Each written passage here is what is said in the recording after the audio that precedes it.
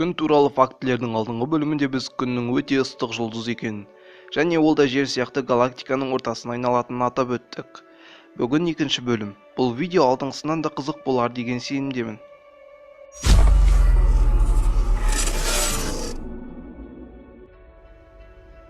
Біз жер планетасында тұрып, күн жүйесінің қандай да бір бөлігіміз деп есептейтін шығармыз.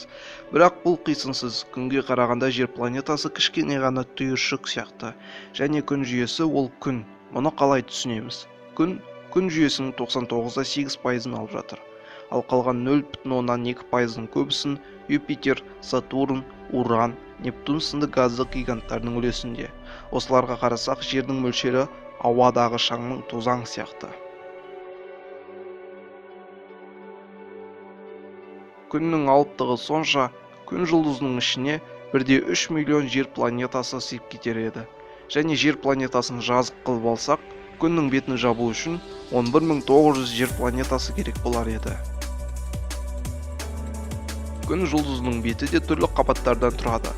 Күннің атмосферасы қыртысына қарағанда ыстығырақ.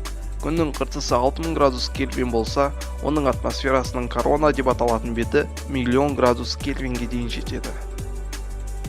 Күн жұлдызы үлкейіп жатыр. 100 миллиард жылдан кейін толық шегіне жетіп шөге бастайды. Алдымен қызыл карликке, одан соң ақ карликке, одан кейін қара құрдымға айналып күн жүйесін жоқ қылады. Бірақ бұған өте көп жылдар қажет, және бұл тек болжам ғана. Күн жұлдызының 1 секундта шығаратын энергиясы 100,000 тонна динамит жарылғандағы энергияға тең. Күн жұлдызы 74% сутектен, 24% гелийден тұрады. Тек қалған 2% ғана темір, никель сияқты металдар құрайды. Достар, видеомыз соңына жетті. Егер қандай да бір ақпарат алсаңыз, лайк басып тіркеліп кетіңіз.